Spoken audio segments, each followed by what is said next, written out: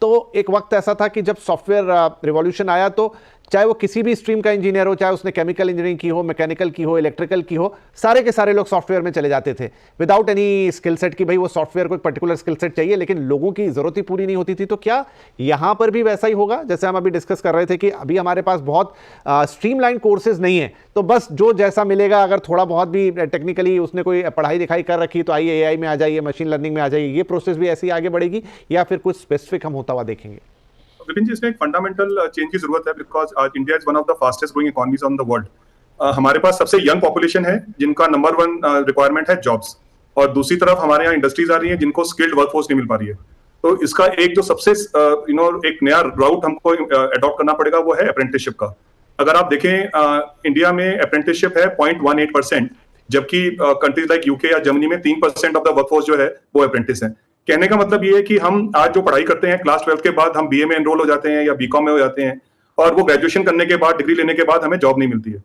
तो हमें जो फंडामेंटल शिफ्ट कर रही है, जो भारत सरकार एक इंडस्ट्री के साथ काम कर रही है, वो ये है कि क्लास 10th या 12th के बाद आप अपने एप्टीट्यूड टेस्ट के बाद, असेसमेंट के बाद आपको रेलेवेंट इंडस्ट्री में हम प्लेस करें, और वहां पे आप 70% ऑन द जॉब ट्रेनिंग करें जहां पे इंडस्ट्री आपको स्किल सिखाएगी, और 30% आप अपने एजुकेशन में इन्वेस्ट करें, जो ज्यादातर एम्प्लॉयज इन्वेस्ट करते हैं through a recognised engineering college और यूनिवर्सिटी और अ मैनेजमेंट इंस्टीट्यूट। सो इसमें आप अगर 1 साल काम करते हैं, लर्न व्हाइल यू अर्न, 1 साल में आप सर्टिफिकेट पा सकते हैं अपने मनचाहे फील्ड में जो आपको उस इंडस्ट्री की रिक्वायरमेंट है, 2 साल में आपको डिप्लोमा मिल सकता है, और 3 साल में आपको डिग्री। तो आप इंडस्ट्री के स्किल के हिसाब से आप अपनी स्किल्स बढ़ा रहे हैं, और साथ में जब तक आप ग्रेजुएट होंगे आप स्किल्ड होंगे। अगर आप मैन्युफैक्चरिंग में काम कर रहे हैं तो आपको एडवांस इलेक्ट्रॉनिक मैन्युफैक्चरिंग सिस्टम की जानकारी हो जाएगी, आपको लेटेस्ट मशीन लर्निंग या उसमें जो एआई मॉडल यूज करते हैं उसकी जानकारी हो जाएगी। अगर आप फार्मा फील्ड में हैं तो आप उसी हिसाब से कोर्स ले सकते हैं। तो ये इसके लिए भारत सरकार ने, और जिन बच्चों को जानकारी नहीं है, एक स्कीम चलाई है, नेशनल अप्रेंटिसशिप प्रमोशन स्कीम, जो आप क्लास 10th या 12th के बाद फ्रेशर्स ले सकते हैं।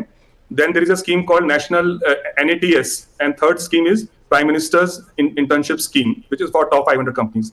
तो इसके अंदर गवर्नमेंट जो हमारे यूथ है उनको एडवांटेज भी दे रहे हैं कि नैप्स में उनको 1500 रुपीज पर मंथ की सब्सिडी मिलती है from government of India through direct benefit transfer.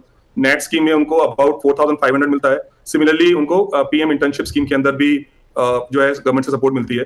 तो बहुत इंपॉर्टेंट है कि यूथ जो है असेसमेंट टेस्ट करवाएं कि उनकी जो एप्टीट्यूड है वो किस इंडस्ट्री की तरफ है, और उसके बाद जो गवर्नमेंट का अप्रेंटिसशिप पोर्टल है उस पे जाके they can get a lot of opportunities, and industry is looking for skilled workforce, and उससे विन विन होगा। स्टूडेंट की पढ़ाई भी हो जाएगी, वो इंडस्ट्री रेडी स्किल्स में भी रेडी हो जाएंगे, और जो हमारी इंडस्ट्री है उसको भी future proof, future ready talent supply chain मिल जाएगी। तो इसकी अवेयरनेस जो हमारे यूथ में होना बहुत जरूरी है।